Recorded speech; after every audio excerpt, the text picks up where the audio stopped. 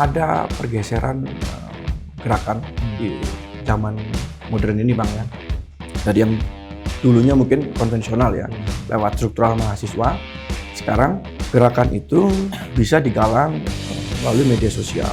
Nah, yang jadi pusat perhatian kita yang pertama adalah terkait dengan tunjangan DPR. Itu juga menjadi kajian dari kita BMSI gitu kan, melihat tunjangan DPR ini tidak mempresentasikan sebagai wakil rakyatnya gitu kan, ketika mereka diberikan gaji yang begitu besar tetapi kinerja dari mereka itu masih kurang dirasakan oleh masyarakat. Dengan kelompok-kelompok organisasi yang lainnya di Cipayung khususnya kita sangat cair lah Pak.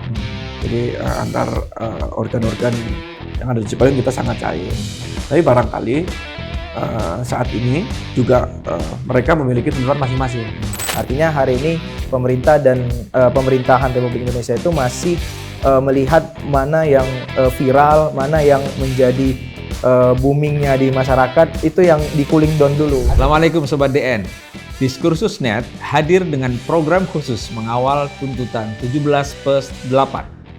Setelah gelombang aksi demonstrasi besar di Jakarta dan di berbagai kota di Indonesia dengan tuntutan 17+8, berbagai elemen termasuk para mahasiswa diundang untuk berdialog di istana. Di hadapan Menteri Sekretaris Negara dan Menteri Pendidikan Tinggi, para pimpinan mahasiswa menyampaikan langsung tuntutan mereka atas berbagai ketimpangan dan ketidakberesan kinerja para penyelenggara negara.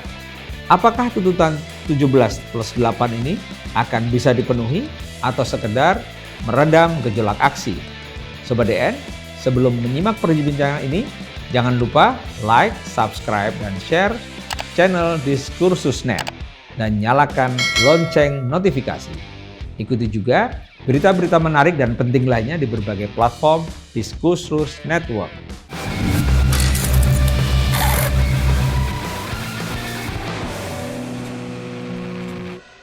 Telah hadir bersama kita Ketua atau Koordinator Pusat Badan Eksekutif Mahasiswa Seluruh Indonesia atau BMSI, Muzamil Ihsan. Terima kasih sudah memenuhi undangan kami. Dan juga Ketua Umum PBHMI, Mas Bagas Kurniawan. Makasih Mas Bagas. Terima kasih sudah juga hadir Mas juga. Aman. Kita akan berbincang setelah aksi dan kemudian berbuntut pada kerusuhan. Kemudian teman-teman ini sebagai pimpinan-pimpinan tokoh mahasiswa juga diundang untuk diskusi bersama dengan Mensesnek, Pak Prasetyo Hadi. Juga ada Mendikti juga ya, Pak Brian ya. Pak Brian, tentu kita ingin tahu, publik juga ingin tahu apa sebenarnya yang didiskusikan di sana. Tapi sebelum itu, kita ingin lihat dulu karena baik HMI dan juga mungkin mahasiswa-mahasiswa yang lain, salah satunya dikoordinasi oleh BMSI, kan turun ke jalan dan kita tahu banyak tuntutan yang kita kenal dengan tuntutan 17+8. Ya. Nah, yang pertama kali kita ingin tanyakan ke teman-teman, yang pertama soal tuntutan 17+8 ini. Kalau boleh tahu, itu muncul begitu saja atau ada kajian-kajian tertentu? Mungkin dari BEM dulu.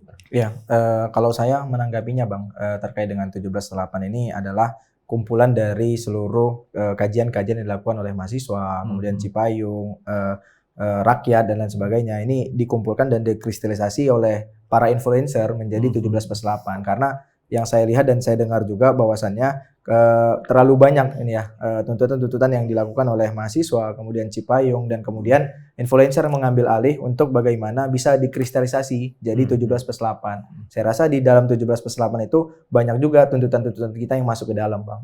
Seperti itu. Kalau dari HMI, kan ada tuntutan sebelumnya, terus HMI juga punya tuntutan sendiri kan sebenarnya? Ya, kalau HMI Bang, kita kan kemarin membuat kerangka satu gerakan yang kita namakan dengan Koreksi Indonesia. Jadi kita punya landasan gerak yang ya kurang lebih sama, tapi kita dengan gaya HMI sendiri Bang untuk memberikan landasan gerak lewat Koreksi Indonesia itu tuntutan-tuntutan kami. Yang kami sampaikan ke DPR juga dan juga yang tadi di istana dengan Sesnek dan Mendikti tentang Koreksi Indonesia tentang beberapa tuntutan. Jadi titik penekanan kami pada reformasi institusi, reformasi institusi. Nah, kalau kita melihat bahwa 17+8, memang kami melihat Bang dari gerakan mahasiswa ada pergeseran gerakan di zaman modern ini Bang ya. Dari yang dulunya mungkin konvensional ya, lewat struktural mahasiswa, sekarang gerakan itu bisa digalang melalui media sosial, melalui crowdsource, ya kan. Jadi ada desentralisasi dalam pemberian opini-opini gerakan. Lewat crowdsource itu kemudian kan muncul 17+8 itu. Oke. Nah, 17+8 itu kan simbolik ya, seperti 17 Agustus, dan kebetulan di bulan Agustus 80 tahun ulang tahun Indonesia merdeka. Tapi begitu banyak, tentu kita tidak, atau publik tidak akan menghafal semua, apalagi mengawalnya kan. Nah, kalau boleh tahu, baik dari BMSI maupun dari PBHMI, apa yang betul-betul prioritas atau yang menjadi bagian dari yang utama dari tuntutan dari BMSI misalnya, dari 17+8 itu? Nah, sebenarnya Bang, kita sebelum terjadinya dinamika di tanggal 25 sampai tanggal 3 September, kita telah melaksanakan aksi juga Bang sebenarnya, menyampaikan aspirasi yang pada saat itu kita sebut dengan Indonesia Cemas, tepatnya pada tanggal 28 Juli 2025. Dan kemarin diterima juga kita oleh Wakil Menteri Sekretaris Negara di depan IRTI kemarin. Kita sampaikan ada sekitar 11 tuntutan dan kemudian terjadilah gejolak massa di tanggal 25 sampai tanggal 3 September. Nah, yang jadi pusat perhatian kita yang pertama adalah terkait dengan tunjangan DPR. Itu juga menjadi kajian dari kita BMSI gitu kan, melihat tunjangan DPR ini tidak mempresentasikan sebagai wakil rakyatnya gitu kan, ketika mereka diberikan gaji yang begitu besar tetapi kinerja dari mereka itu masih kurang dirasakan oleh masyarakat, terutama juga dalam komunikasi publiknya itu yang sangat buruk, sehingga rakyat ini sudah merasa muak terhadap apa yang diwakilkan oleh katanya wakil rakyat gitu. Jadi saya rasa itu poin utamanya. Kemudian banyak sebenarnya poin-poin yang ketika kejadian 25 sampai tanggal 3 September kemarin ya sepakat juga dengan apa yang disampaikan Bang Bagas ya, terkait dengan reformasi institusi, terkait dengan reformasi DPR, kemudian reformasi Polri dan reformasi secara keseluruhan baik di istana juga saya rasa banyak yang harus direformasi dari kebijakannya, birokrasinya, secara kultural dan strukturalnya banyak yang harus direformasi saya kira untuk memang menyenangkan hati masyarakat. Nah, tadi disebutkan yang prioritas pada waktu itu soal tunjangan DPR ya, yang dilampau tidak mencerminkan ya, empati kepada kondisi rakyat ya. Nah, dari 11 yang tadi disampaikan di aksi di tanggal 28 Juli ya, 11 itu apa yang menjadi prioritas di situ? Selain tadi tunjangan masuk ke situ juga sudah? Sebelumnya belum Bang, karena kan pengumuman tunjangan itu kan baru belakangan setelah 17 Agustus ya, atau pas 17 Agustus. 15 Agustus waktu itu. 15 Agustus. Jadi kemarin kita masih memprioritaskan terkait dengan pengaburan sejarah, kemudian terkait dengan keterlibatan masyarakat di dalam RUU KUHAP. Nah itu kemarin poin utama dan kita juga mengumpulkan secara kolektif berdasarkan aspirasi-aspirasi dari teman-teman di daerah Bang. Seperti mungkin teman-teman yang ada di Universitas Riau itu bakal ada katanya pembangunan peradilan militer di dalam kampus Bang. Nah ini sangat kita sayangkan ketika kampus adalah tempat yang aman, tapi malah menjadi tempat di mana yang kita takutin adalah diintimidasi oleh aparat-aparat TNI dan lain sebagainya. Begitu juga teman-teman kita yang di Aceh. Kemarin ada rencana pembangunan 5 batalion gitu kan. Ini jelas melanggar MOU Helsinki. Nah, itu yang diminta oleh teman-teman dari Aceh untuk sama-sama disuarakan. Dan terkait dengan pertambangan yang ada di Papua, di Kalimantan dan sebagainya itu juga menjadi tuntutan kita di Aksi Indonesia Cemas. Tapi yang 11 tuntutan itu 11 tuntutan Bang. Sebelum memang ada gejolak massa di tanggal 25 sampai tanggal 3 September. Nah, saya rasa sampai dengan saat ini tuntutan kami yang 11 itu juga belum ada direspon sama sekali Bang. Artinya hari ini pemerintah dan pemerintahan Republik Indonesia itu masih melihat mana yang viral, mana yang menjadi boomingnya di masyarakat itu yang di cooling down dulu. Ada sebagian yang masuk di 17+8 nggak dari 11 tuntutan? Kalau yang BMSI? 11 tuntutan sedikit ya Bang, karena ada di 17 ada kan kembalikan TNI ke Barak itu juga masuk ke dalam tuntutan kita. Jadi adalah sebagian, tetapi tidak secara keseluruhan masuk ke dalam tuntutan kita. Dan ya setelah adanya gejolak massa ya kita rasa terkait dengan tunjangan DPR, kemudian terkait dengan komunikasi publik anggota dewan itu juga menjadi perhatian khusus bagi kita untuk dikaji gitu Bang. Oke. Kalau PBHMI, apa yang sebenarnya benar-benar dinilai sebagai prioritas dalam tuntutan ini? Baik Bang, kalau BBHMI mungkin kita sama, tapi dalam perspektif kita agak berbeda Bang ya. Kita melihat bahwa kemarin meninggalnya saudara kita Afan Kurniawan dan juga tunjangan DPR itu sebagai salah satu trigger dari memang ada kompleksitas masalah yang selama ini bangsa Indonesia ada Bang, ada problem besar. Yaitu apa? Yaitu kita itu seperti pasca reformasi ini tidak bersungguh-sungguh, ya kan? Atau tidak serius untuk membangun institusi kita menjadi institusi yang inklusif, Bang. Jadi saya meminjam lah, Bang, kerangkanya. Ada satu peraih Nobel ya, tahun 2018 namanya Paul Romer. Dia mengatakan bahwa pertumbuhan jangka panjang atau hal yang menjadikan negara ini maju dalam jangka panjang itu tidak hanya cukup akumulasi kapital dan juga tenaga kerja. Tapi juga di situ ada pengetahuan, ada inovasi, dan ada institusi.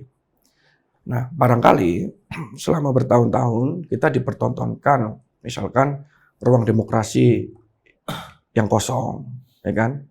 Terus yang kedua tentang tidak adanya meritokrasi dalam pembangunan institusi, ya kan?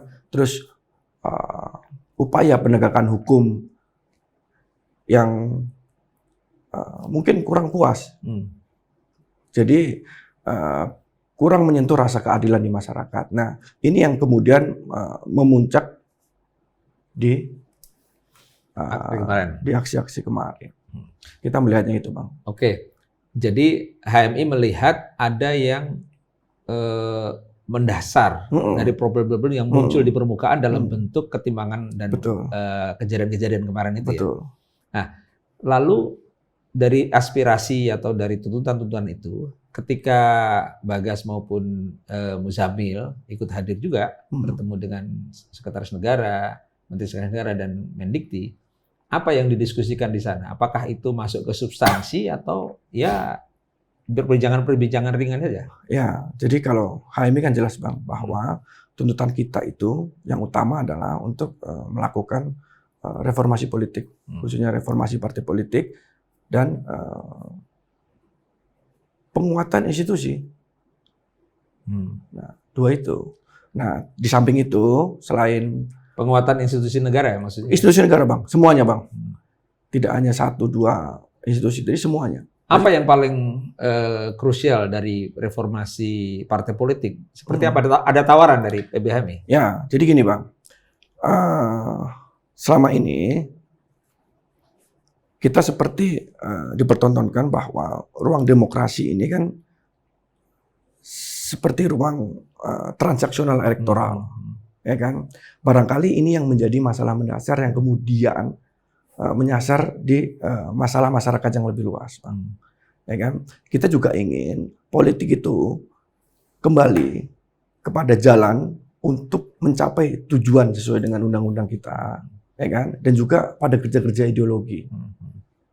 Gitu. Jadi apa yang menjadi masalah besar gitu? Ayo mari kita sama-sama, ya kan? Dari partai politik maupun dari masyarakat sama-sama kita benahin itu, Bang, ya kan? Jadi dan partai politik ini kan fundamental, Bang. Aturan dibuat di situ, ya kan? Terus habis itu penyelenggara negara yang melaksanakan aturan muncul juga dari situ. Ini kan fundamental. Ya. Ada apa gitu? Apa jangan-jangan, ya kan? Mungkin partai politik yang sekarang juga tidak kuat dengan adanya kapitalisasi demokrasi mungkin. Ya kan perlu disampaikan untuk kita sama-sama mencari titik temu. Apa sih yang menjadi problem besarnya gitu? Apa respon dari dua pejabat yang ada di sana atau mungkin ada pejabat lain? Ya responnya kan semuanya ditampung, ya kan. Jadi itu. Terus yang kedua Bang, jadi BPHMI juga menyampaikan selain yang tadi ya substansi isi, yang kedua ini juga masalah perlindungan. Karena kan khususnya PBHMI, saya nggak tahu adik BMSI mungkin juga sama ya. Banyak mendapat laporan kader-kader yang ditangkap ketika aksi, ya kan? Nah, jadi ini kan menjadikan kecemasan Bang ya, mungkin di pihak keluarga dan lain sebagainya. Makanya kami juga menyampaikan untuk ada bantuan itu. Jadi kita juga sampaikan di situ bahwa ya mungkin kita per organisasi bisa membuat semacam report dan krisis desk ya kan untuk menghimpun, nanti juga saling membantu dengan pemerintah untuk proses. Artinya mau ketemu dengan para pejabat di istana yang punya otoritas, hal yang urgent yang saat itu mesti direspon kan soal teman-teman yang pada ditangkap dan mungkin sampai sekarang masih di dalam ya. Apa respon mereka untuk yang urgent itu? Ya, responnya untuk yang report dan kesidas, beliau sepakat dan setuju ya. Terus beliau sampaikan juga mungkin yang dari adik-adik yang secara spesifik mengatakan bahwa ada yang di sini, penangkapannya juga akan dibantu ya. Iya. Dari BMSI spesifik apa yang disampaikan secara spesifik di istana kemarin? Kalau di BMSI secara spesifik benar Bang, kita menuntut membebaskan kawan kami yang akibat dari demonstrasi kemarin gitu kan. Ya kita tidak mau ada lagi teman-teman yang ditangkap ataupun masih ada teman-teman yang ditahan akibat menyampaikan aspirasinya. Nah, ya sampai saat ini kita masih sedang menunggu apakah memang komitmen dari pemerintah untuk melepaskan kawan-kawan yang tertahan dan tertangkap di waktu demonstrasi itu segera dilepaskan. Kita terus mengkawal itu, Bang. Jadi memang kalau info yang saya dapat masih ada sekitar 300-an yang ada di Polda Metro Jaya, yang itu statusnya ada yang sudah tersangka, kemudian ada yang masih ditahan di dalam sel dan lain sebagainya. Nah ini kita ingin komitmen dari pemerintah, artinya yang jangan jadikan mahasiswa itu ketika menyampaikan aspirasinya, menyampaikan pendapatnya itu malah dikriminalisasi, Bang. Kita ini bukan aktor kriminal, kita bukan aktor yang merusak negara, tetapi ini mungkin kalau ada tingkah-tingkah laku ataupun perbuatan-perbuatan yang merusak fasilitas, walaupun secara pribadi saya tidak membenarkan, tetapi ini adalah bentuk aktualisasi gerakan yang mereka lakukan, Bang. Bentuk aktualisasi dari kemarahan-kemarahan yang kiranya mahasiswa itu udah merasa resah gitu kan. Ketika tidak ada tekanan yang dilakukan oleh mahasiswa, maka pemerintah itu menganggap kita hanya suara-suara yang biasa gitu kan. Tetapi ketika ada tekanan, ya hari ini terjadi gitu kan. Ketika tragedi 25 sampai 3 September ini menjadi tekanan besar, maka pemerintah merespon. Nah, jangan sampai untuk kemudian hari hal ini terus terjadi. Tunggu ada tekanan-tekanan besar untuk kemudian pemerintah mendengar apa yang menjadi keresahan di bawah, Bang. Nah, soal dugaan kriminalisasi tadi, kan yang berkembang di publik dalam wacana dan perbincangan di berbagai media, itu kan muncul ada demonstrasi, kemudian ada penjarahan, ada kerusuhan. Muncul nggak perbincangan di istana kemarin soal itu? Misalnya mengepil atau mungkin kesannya lalu demonstrasi itu yang menyebabkan kerusuhan kan begitu. Apa yang muncul di dalam diskusi di istana kemarin? Nah, kalau pembicaraan di istana sebenarnya ya kita tetap bahwasannya yang hadir kemarin itu bukan aktor dari aktor dari kerusuhan demonstrasi, Bang. Jadi kita tidak mau menormalisasi bahwasannya demonstrasi yang terjadi itu ya demonstrasi yang ada rusuhnya, kericuan dan sebagainya. Padahal yang harus pemerintah dalamin adalah apa yang menjadi akar persoalannya, gitu kan. Itu yang harus diselesaikan dengan cepat, bukan yang hari ini viral, yang kemudian hari ini besar gaungnya, itu yang diperhatikan. Nah, semuanya itu harus diperhatikan. Kita punya tuntutan, dari PBHMI punya tuntutan, dan aliansi-aliansi lain juga punya tuntutan. Itu yang harus di-clearkan bersama-sama oleh pemerintah gitu. Nah, ya kalau saya melihat, Bang, ketika kemarin di istana, pemerintah ya mendengar aspirasi kita gitu kan. Kemudian memang belum ada langkah yang konkret untuk penyelesaian masalahnya kita bahas di dalam meja itu, dan ya Mas Pras kemarin sampaikan kalau bisa kita ada pertemuan-pertemuan selanjutnya untuk bagaimana segala tuntutan yang yang diberikan oleh Cipayung, yang diberikan oleh aliansi mahasiswa itu bisa kita diskusikan bersama-sama untuk kebaikan negara kita, Bang. Oke, artinya secara formal, secara eksplisit maksud saya, disampaikan juga tindak lanjut dari pertemuan-pertemuan kemarin ya, yang akan ada pertemuan selanjutnya itu. Nah mungkin Bang Bagas yang lebih tahu karena kemarin saya memang keluar dari istana, Bang, karena memang saya rasa ya teman-teman udah mewakilin aspirasinya. Bukan karena walkout ya? Iya, saya rasa karena pembahasannya belum kepada substansial substansial pembahasan akar persoalannya, saya keluar untuk ada kegiatan lain sebenarnya. Bukan walkout ya. Oke, tadi yang saya tanyakan ke Muzamil, tapi tindak lanjut dari pertemuan di istana kemarin apa yang lebih konkret gitu, setelah eksplisit direspon oleh Mensesnek? Ya, jadi Mensesnek yang tadi itu Bang ya, yang masalah pengeluaran aktivis itu juga direspon, ya kan. Terus yang kedua terkait masalah penampungan isu-isu itu yang beliau sampaikan, beliau akan segera menyampaikan ke Pak Presiden. Itu. Nah yang ketiga, beliau juga memang secara eksplisit juga menyampaikan bahwa memang sepertinya banyak isu yang bisa dikolek. Mungkin kita juga butuh waktu juga untuk adakan pertemuan-pertemuan lanjutan supaya isu ini bisa digodok matang per isu. Ada juga artinya kalau ada pertemuan lanjutan sebagai bagian dari tindak lanjut, tentu kan ada juga proses mengevaluasi apakah tuntutan-tuntutan yang kemarin itu sudah direspon dan seterusnya ya. Nah, nanti kita lihat karena dalam tuntutan 17+8 itu kan ada juga yang sifatnya bukan hanya jangka pendek kan, ada yang jangka menengah atau 1 tahun ya. Dan tadi seperti disampaikan itu sebenarnya dari berbagai tuntutan kemudian diakumulasi dan oleh teman-teman influencer ya. Sebenarnya Sobat DN kita sebenarnya sudah mengundang juga influencer tapi waktunya belum bersesuaian supaya satu sama lain saling mengkonfirmasi apa sebenarnya tuntutan yang disampaikan oleh mahasiswa, oleh teman-teman Ormas Kepemudaan dan kemudian juga oleh influencer kemudian digaungkan sedemikian rupa. Tapi nggak apa-apa. Dari proses yang sudah melaju ke istana dalam proses diskusi itu, tentu ada hal-hal yang mungkin perlu secara serius dikawal. Ya tentu semua ingin dipenuhi ya. Tapi mana yang kira-kira secara serius akan dikawal dan bagaimana proses yang akan dilakukan dalam pengawalan itu? Di BMSI seperti apa? Iya, kalau di BMSI sebenarnya Bang fokus juga kepada RUU perampasan aset Bang, di mana RUU ini sudah lama sekali ya masuk ke dalam Proklenas tetapi tidak diakomodir untuk dibahas gitu kan, malah hal-hal yang memang belum pada substansi bagi masyarakat yang dibahas. Nah kita pengen ketika adanya RUU perampasan aset koruptor ini benar-benar menjadi menjadi supaya koruptor di Indonesia itu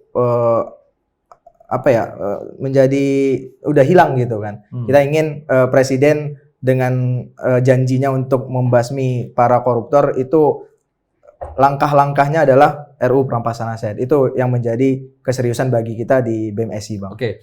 BMSI punya concern tentang RUU perampasan aset ya. Dan itu menjadi bagian dari tuntutan 17+8 ya. Kalau boleh tahu, alasan paling utama selain yang tadi disampaikan, mengapa kemudian selain aksi di jalan dan kemudian mengawal ini menjadi sesuatu yang urgent untuk dikawal. Kan prosesnya kan panjang nih. Yang namanya RUU kan bisa bertahun gitu kan, prosesnya. Meskipun sebelumnya sebenarnya rancangannya atau draftnya sebenarnya sudah disampaikan dari pemerintah kan. Apa yang membuat bahwa ini sesuatu yang paling urgent nih untuk dikawal karena perlu proses panjang?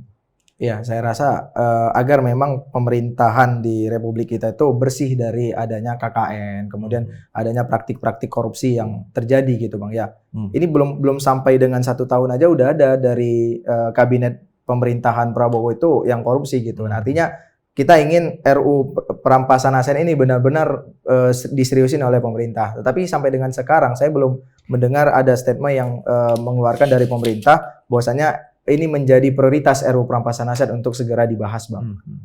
Kan kalau kita melihat ya, tuntutan kemarin untuk jangka pendek kan deadline-nya tanggal 5 September ya, betul ya, 5 September. Kalau dari catatan kami itu sampai 5 September kemarin itu setidaknya ada 3 poin lah yang dianggap sudah mulai dipenuhi oleh DPR misalnya. Soal pembekuan tunjangan, kemudian transparansi anggaran, kemudian Badan Kehormatan Dewan yang diminta untuk memeriksa anggota-anggota yang bermasalah dan seterusnya. Tapi masih banyak yang dalam proses, seperti misalnya soal tim investigasi independen, soal kematian Afan Kurniawan dan yang lainnya, 9 orang yang lain yang jadi korban dalam proses ini. Kemudian dari partai politik, sebagian sudah menonaktifkan, tapi hal-hal lain kan mungkin masih perlu dikawal juga. Ini untuk pengetahuan Sobat DN juga, bahwa dari 17+8 tuntutan itu baru sebagian kecil yang memenuhi katakanlah deadline 5 September ya. Artinya masih panjang perjalanan untuk pengawalan ini. Kalau dari BMSI, proses pengawalan yang dilakukan itu akan seperti apa? Maksud saya dalam kaitan misalnya 17+8 ini kan menurut teman-teman kan ini formulasi yang digalang oleh influencer ya setelah berbagai tuntutan itu ya. Sementara butuh proses yang panjang nih. Ya, kalau dari BMSI Bang melihat ya 17+8, 17 ini kan dalam jangka pendek semua ya Bang. Terus 8 adalah jangka panjang. Nah, kita fokusnya kepada 17. 17 tadi baru 3 persoalan yang terselesaikan gitu kan. Itu pun masih dari instansi DPR. Nah, yang lainnya pemerintah, kemudian TNI, Polri itu belum terlaksana sebagaimana mestinya. Nah, dari kami aliansi BMSI itu mengkawalnya adalah dengan mungkin kita menyuratin surat audiensi untuk bagaimana kita ngebahasnya secara substansial bagaimana solusi yang bisa dilakukan. Karena kemarin mungkin pertemuannya adalah pertemuan yang bersifat rame ya untuk bagaimana kita menyampaikan suara-suara kita, untuk menyampaikan tuntutan kita, kemudian dikolektifkan menjadi satu tuntutan yang kemudian nanti disampaikan oleh pemerintah melalui Mensesnek kepada Bapak Presiden.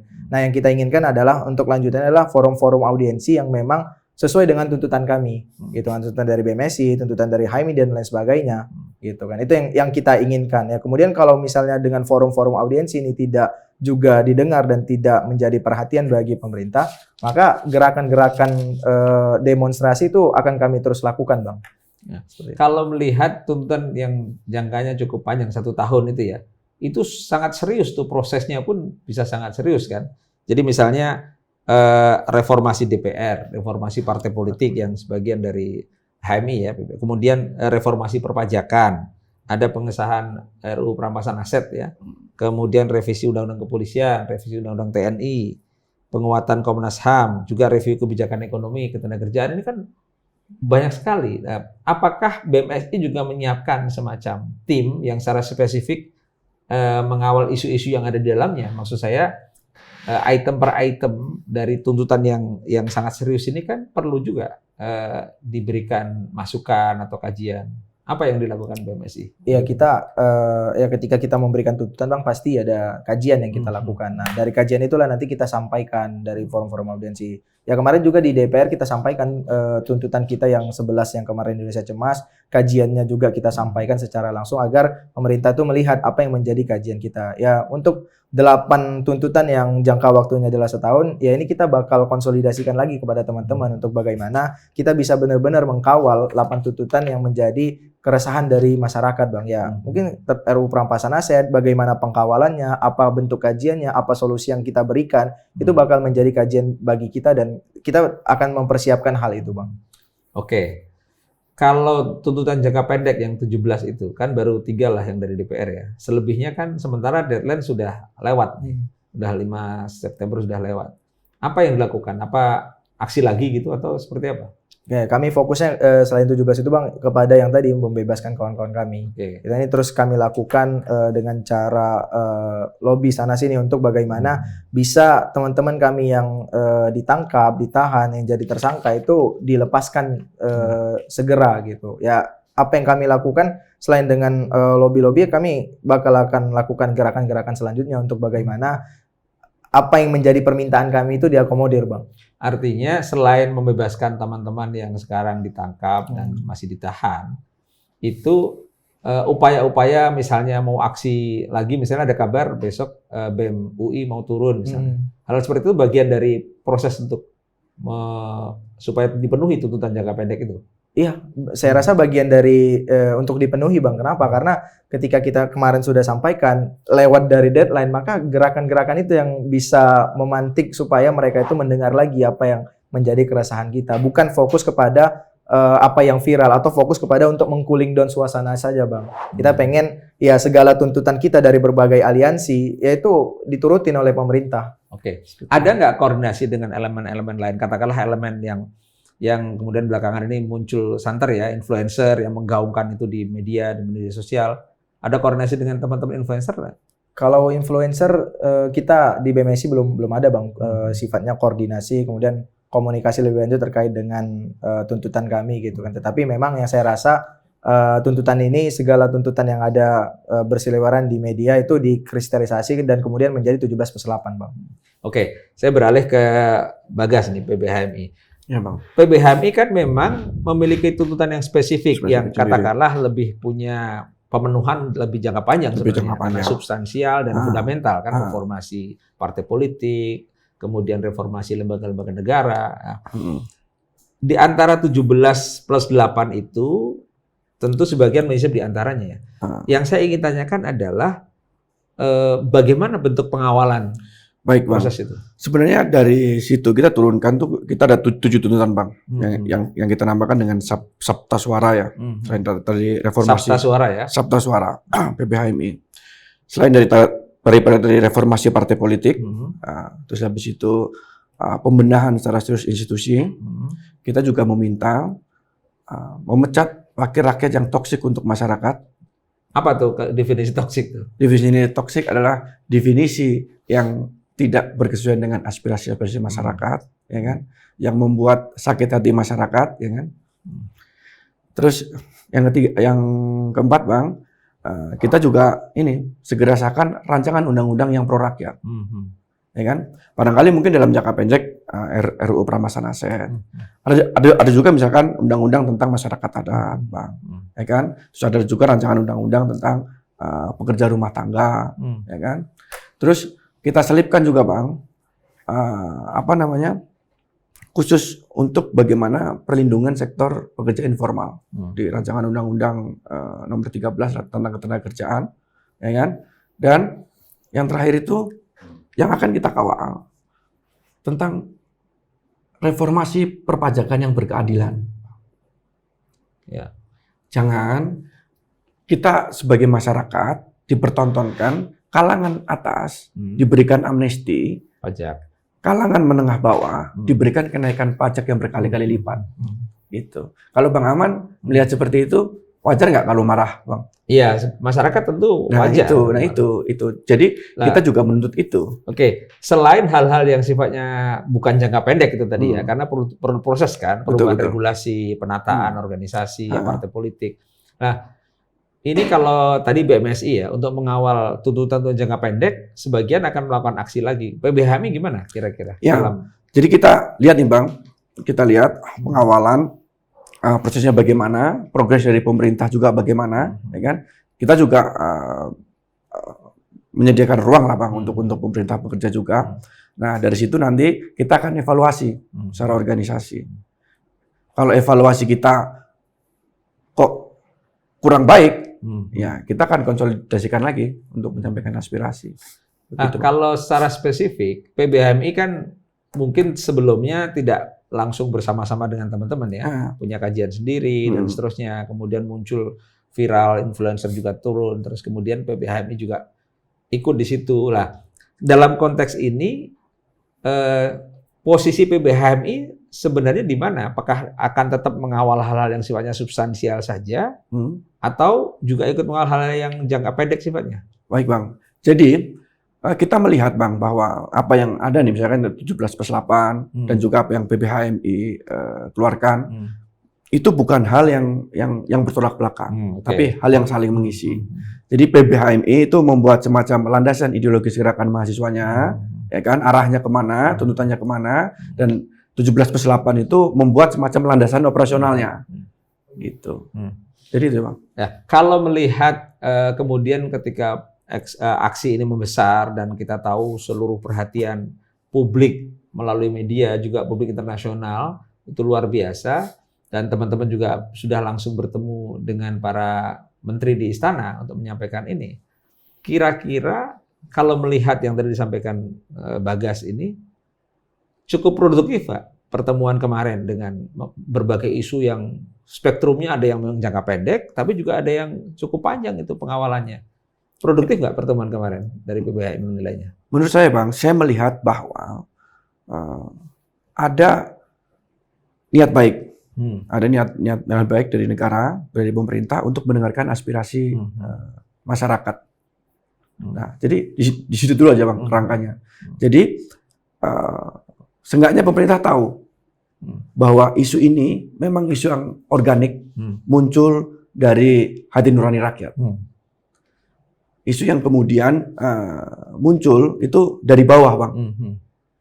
Nah, pemerintah tahu dan kemudian segera berbenah. Kan kita mendengar kabarnya PBHMI sempat melarang anggotanya untuk turun aksi, benar nggak itu? Oh nggak ada. Jadi PBHMI nggak pernah melarang Bang. Tapi kita memang pingin aksi itu jelas Bang. Tuntutannya jelas dan lain sebagainya. Jadi PBHMI menuntun untuk melakukan aksi. Itu yang lebih tepat. Jadi kita tidak melarang.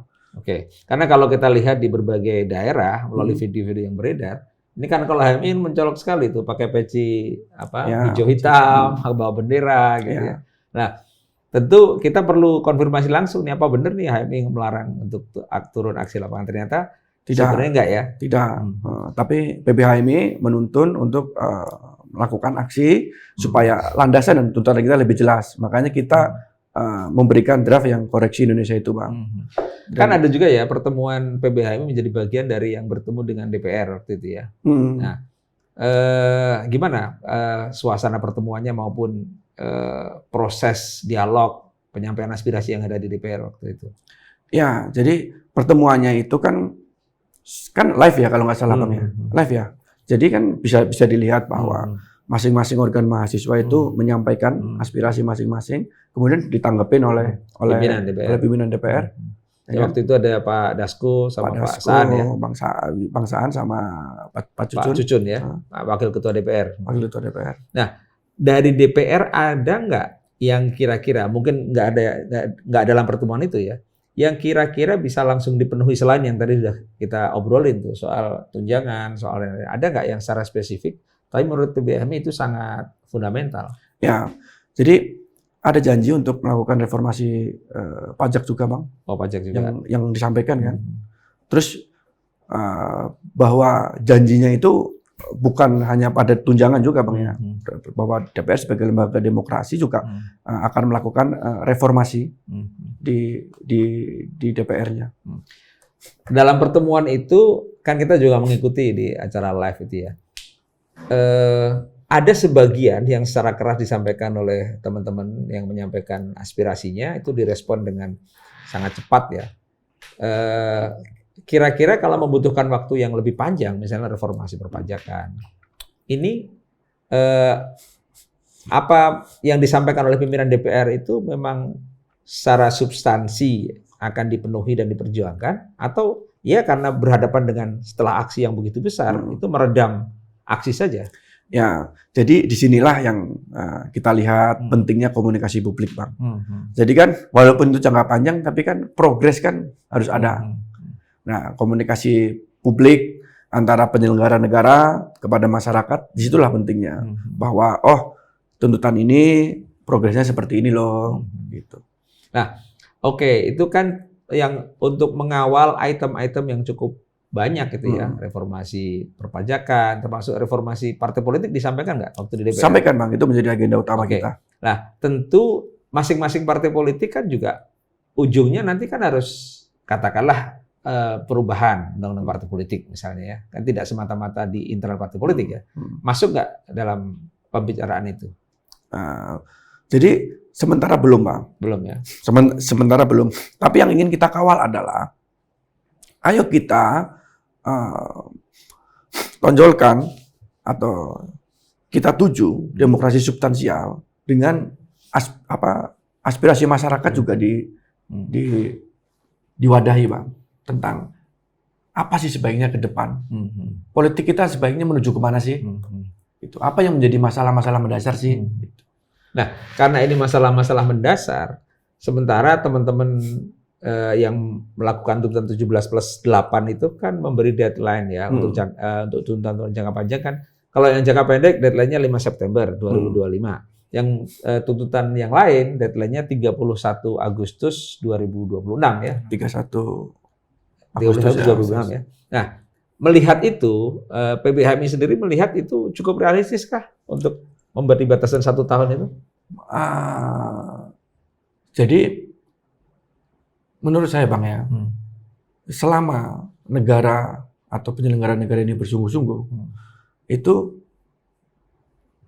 pasti bisa dilaksanakan, gitu. Nah, dan HMI khususnya pada peran kali ini, kita terus mengawal yang menjadi aspirasi kami, Bang, tentang koreksi Indonesia itu, ya kan? Itu yang menjadi fokus aspirasi kami, ya kan?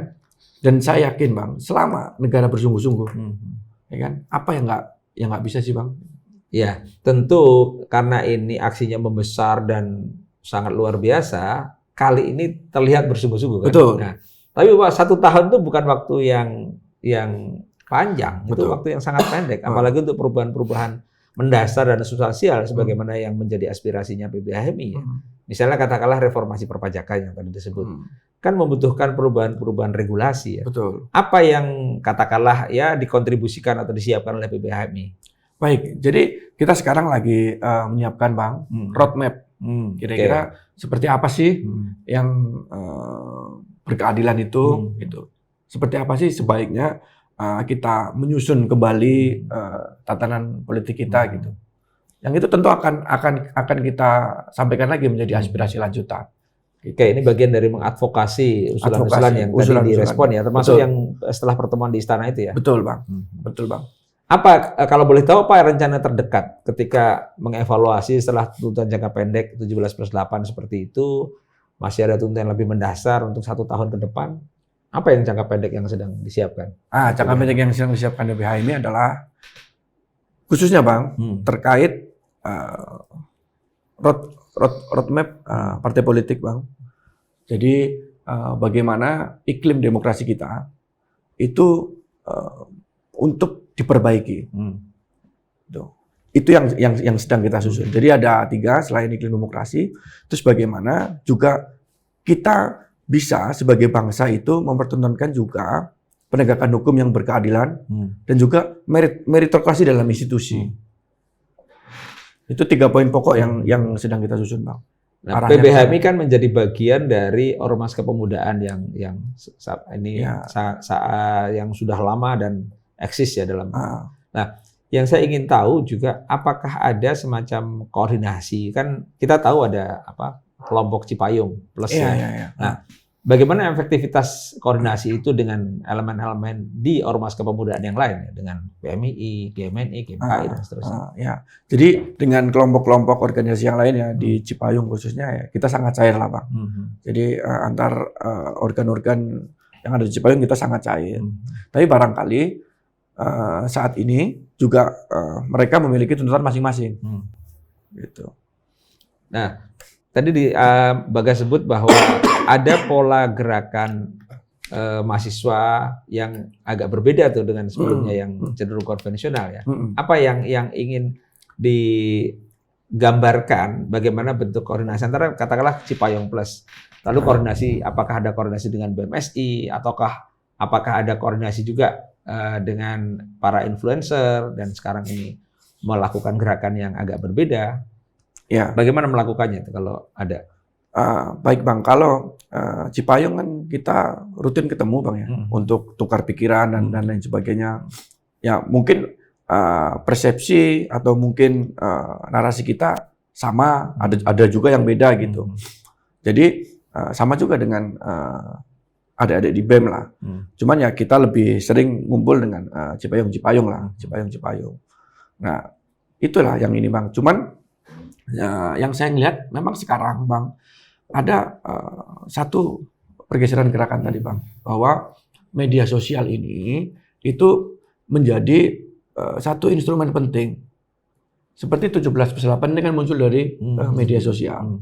Jadi media sosial itu bisa punya dampak positif, tapi juga bisa punya dampak negatif. Apa yang negatif Nah, kalau boleh tahu? contoh Bang, saya ingin gambarkan dalam masa lalu, tahun 2013 tuh mungkin puncak-puncaknya media sosial tuh Bang. Media sosial masuk mulai penetrasi gitu. Dalam kacamata kita Bang, ada kegagapan negara, ya kan? Media sosial kemudian masuk menjadi salah satu instrumen politik menggantikan musyawarah rakyat. Masuk di situ buzzer, ya kan? Masuk di situ penggiringan opini dan lain sebagainya, yang kemudian memporak-porandakan perspektif masyarakat.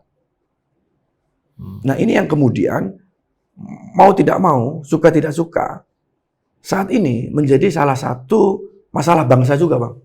Justru masalah itu ya? Justru masalah, karena penggiringan opini dan lain sebagainya. Ya kan?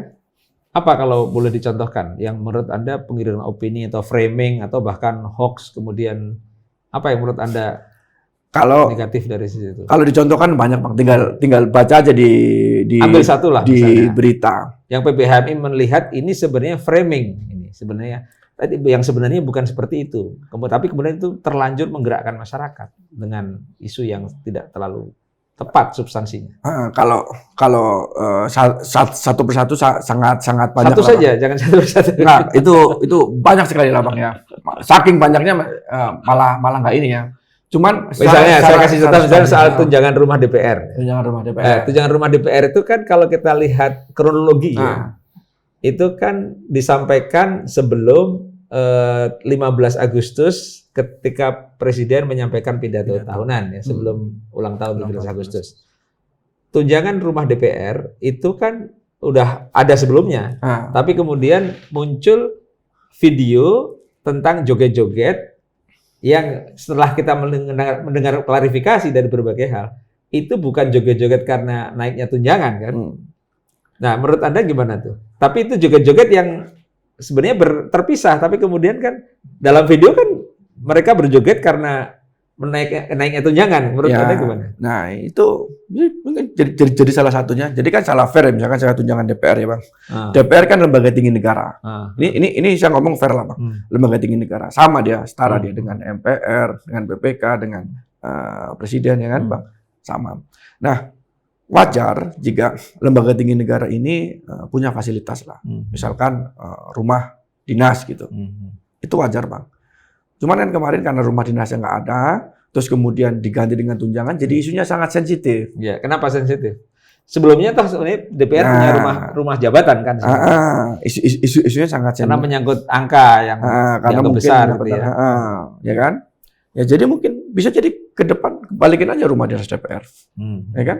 Selama ini juga tahunan ada rumah dinas DPR juga nggak ada ribut-ribut kok, ya kan? Nah, itu itu bagian dari menurut Anda itu catatan yang sebenarnya bagian dari dampak negatif itu, pola gerakan yang ini. Dan ya Bang, dan karena sangat banyak Bang, ya kan, media sosial kan terus tiap hari ini kan, karena sangat banyak, ya kan. Jadi agak sulit ketika saya ditanya Bang, satu persatu. Cuman saya bicara pada pokok substansinya, bahwa memang ada ke arah sana kita. Nah, ini kalau kita tidak kontrol dengan benar, Bang, efek destruktifnya kepada bangsa dan negara juga bisa besar. Saya ingin menanyakan ke teman-teman yang lebih muda nih dari BMSI ya.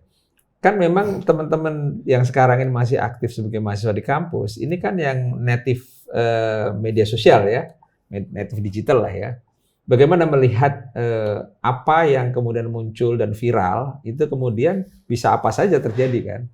Gimana melihat itu yang tadi dicontohkan? Kami melihat sebenarnya Bang, ya media sosial itu bisa banyak menjadi framingnya gitu kan. Nah artinya ketika hari ini pemerintah menjadi pejabat publik itu harus benar-benar menjaga etika dalam gerakannya, etika dalam berbicaranya dan sebagainya. Akibatnya apa? Ya walaupun secara klarifikasinya sudah kita dengar bahwasanya yang joget-joget itu bukan berasal dari naiknya tunjangan, tapi ini bisa dikaitkan gitu Bang. Karena apa? Karena ngelihat pejabatnya joget-joget di depan layar, di depan TV dan lain sebagainya, ya rakyat yang merasa tidak tahu apa-apa melihat, lah kenapa wakil rakyat kita yang dipertontonkan itu malah joget-jogetnya. Nah itu poin yang ingin saya sampaikan gitu. Artinya ya pejabat politik hari ini, pejabat publik hari ini harus benar-benar di depan media ataupun tidak di depan media itu harus benar-benar mempresentasikan sebagai wakil rakyat. Jangan kemewahannya yang diunggah, kemudian kesenangannya yang diunggah, tetapi bagaimana cara mereka bisa mengembalikan kepercayaan masyarakat kepada mereka kembali, Bang. Seperti itu. Oke, tapi kemudian yang mereka respon secara cepat itu kan memang perubahan tunjangan terhadap rumah anggota DPR ya, tunjangan kepada anggota DPR soal rumah ya. Selain tunjangan-tunjangan yang lain. Setelah respon cepat itu, apa yang dilihat oleh BMSI?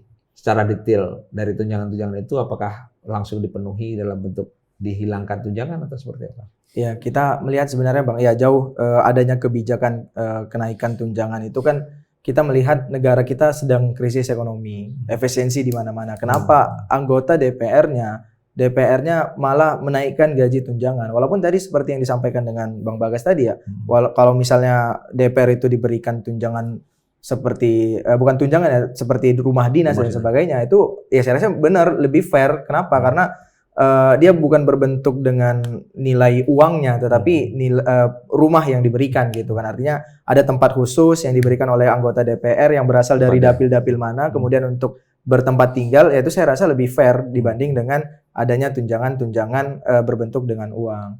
Ya itu saya rasa ketika hari ini negara sedang krisis ekonomi, kemudian pemerintah menaikkan gaji DPR, ya tidak fair bagi masyarakat gitu kan. Kita di lembaga pendidikan juga banyak yang dikurangin, kemudian di lembaga-lembaga lain juga banyak dikurangin, sehingga rakyat merasa DPR itu malah tidak mengefisiensikan anggaran di krisis ekonomi ini gitu Bang. Nah, sekarang setelah dipenuhi katakanlah ada perubahan anggaran untuk pemenuhan tunjangan-tunjangan itu selain tunjangan-tunjangan yang lain ya. BMSI melihatnya seperti apa? Oke saja atau masih akan mempertanyakan tunjangan mana yang? Ya, kalau kami melihat ya walaupun memang tunjangan rumah itu sudah diklarifikasi oleh Wakil Ketua DPR kemarin sebelum adanya memang tanggal 28 ya kalau salah 28 Agustus langsung diputus gitu kan bahwasanya tidak ada, kemudian diklarifikasi lain sebagainya. Ya ini saya rasa ya memang ada itikat baik dari pemerintah untuk bagaimana bisa memberikan solusi terhadap apa yang menjadi permasalahan. Tetapi ya harus benar-benar direformasi lagi anggaran-anggarannya yang memang tidak tidak substansial terhadap kinerja dari DPR. Seharusnya ya anggaran-anggaran yang menjadi tunjangan-tunjangan tersebut bisa dialihkan kepada kepentingan-kepentingan rakyat yang lain seperti itu Bang. Oke, ini ada kabar ada kemungkinan akan ada reshuffle kan kemudian ya. Nah, ini menurut teman-teman ya, baik dari PPHI maupun BMSI, ini ada kaitannya dengan tuntutan-tuntutan masyarakat selama ini, tuntutan rakyat selama ini nggak? Kalau dari BMSI sebenarnya Bang terkait dengan reshuffle masuk ke dalam tuntutan Bang. Evaluasi kabinet merah putih. Artinya kita ingin di pemerintahan Pak Prabowo di kabinetnya itu dilakukan evaluasi secara keseluruhan Bang. Baik dalam kinerjanya, profesionalitasnya agar kinerja Bapak Prabowo ke depannya itu benar-benar sesuai dengan visi misi Bapak Presiden. Ya kita bukan lagi bicara tentang bagi-bagi kue kekuasaan, tetapi tentang bagaimana para pemimpin-pemimpin ini bekerja sesuai dengan porsinya masing-masing, Bang. Kalau menurut Bagas gimana? Baik Bang, kalau saya sih melihat masalah reshuffle Bang ya. Jadi kan masalah tentang presiden nyaman bekerja dengan siapa dan lain sebagainya itu kan hak prerogatif presiden dan itu yang ada di undang-undang. Kalau kita itu fokus menilai bahwa ayo bersungguh-sungguhlah buat kita reformasi besar-besaran dalam arti institusi ya Bang ya, reformasi institusi kita secara besar-besaran ya kan, untuk kita tegakkan hukum yang netral, lakukan meritokrasi ya kan, meritokrasi di institusi dan bangun demokrasi yang lebih substansial. Jadi kalau itu hak prerogatif presiden, serahkan kepada presiden. Serahkan Kalau boleh menyampaikan aspirasi, katakanlah PBHMI, kira-kira sektor atau kementerian mana yang perlu dievaluasi di reshuffle? Ya kembali lagi Bang, tergantung presiden nggak nyamannya mana gitu. Karena kita juga melihat sebenarnya ada trajektori ya Bang ya. Trajektori Pak Presiden itu ke arah sana, ke arah untuk melakukan pembenahan institusi gitu. Makanya gerakan-gerakan kita ya kan, dan juga aspirasi-aspirasi kita itu juga memberikan alarm kepada Pak Presiden dan juga kepada para bawahannya Bang ya, menteri dan lain sebagainya, bahwa rakyat tuh meminta semuanya bersungguh-sungguh loh. Gitu. Kalau dari BMSI ada yang spesifik nggak? Kementerian atau sektor mana yang perlu dievaluasi sehingga perlu reshuffle? Ya, kalau kami bicaranya tidak ada secara spesifiknya Bang. Tinggal lagi bagaimana Prabowo menggunakan hak prerogatifnya untuk mengevaluasi secara keseluruhan dari kinerjanya Bang. Itu sebenarnya ya benar apa yang disampaikan tadi ya, melihat rakyat itu pengen pemerintah itu sungguh-sungguh untuk memang bergerak dan bekerja sesuai dengan kepentingan masyarakat. Oke, terakhir nih buat Bagas maupun Muzamil ya. Ini ada tuntutan jangka pendek, ada 17. Ada juga tuntutan yang ada dengan 1 tahun ya. Kalau dalam proses ini ternyata katakanlah pemerintah, DPR kembali lagi normal seperti bisnis as usual seperti biasa. Apa yang sungguh-sungguh ingin dilakukan oleh teman-teman? Mungkin Bagas dulu. Ya, jadi tuntutan jangka pendek dan jangka panjang. Kalau ternyata tidak dipenuhi katakanlah gitu, tidak ada tanda-tanda bergerak untuk memenuhi tuntutan itu. Ya, kita konsolidasikan lagi Pak untuk menagih janji-janji kita. Kan konkretnya seperti itu. Janji-janji yang penyelenggara negara janjikan kepada masyarakat, ya kita akan tagih lagi untuk konsolidasikan gitu. Oke, dari BMSI? Ya, sebenarnya sama ya Bang. Kita kedepannya bakal terus mengkawal dengan adanya konsolidasi-konsolidasi sehingga kita aplikasikan ke dalam eskalasi gerakan kita ke depan seperti apa. Kita pengen apa yang sudah kita sampaikan kemarin di DPR, kemudian ke pemerintah melalui Menteri Sekretaris Negara dan Mendikti, ini benar-benar semuanya itu diakomodir Bang, dibahas, kemudian dipertimbangkan. Jangan cuman sebagai cooling down suasana aja, gitu kan. Kita tidak ingin seperti itu. Artinya kita inginkan pemerintah memang benar-benar memperhatikan apa yang menjadi tuntutan dari berbagai aliansi dan Cipayung dan sebagainya Bang. Oke, baik. Terima kasih kehadirannya. Koordinator Pusat BEM seluruh Indonesia, Muzamil, dan juga Ketua Umum PBHMI, Bagas, terima kasih. Semoga semua perjuangan dan juga tuntutan mahasiswa dan juga masyarakat mendapatkan respon dan tindakan-tindakan nyata dari pemerintah, baik itu Presiden, DPR, dan semua yang memegang otoritas. Terima kasih. Siap, terima kasih. Terima kasih.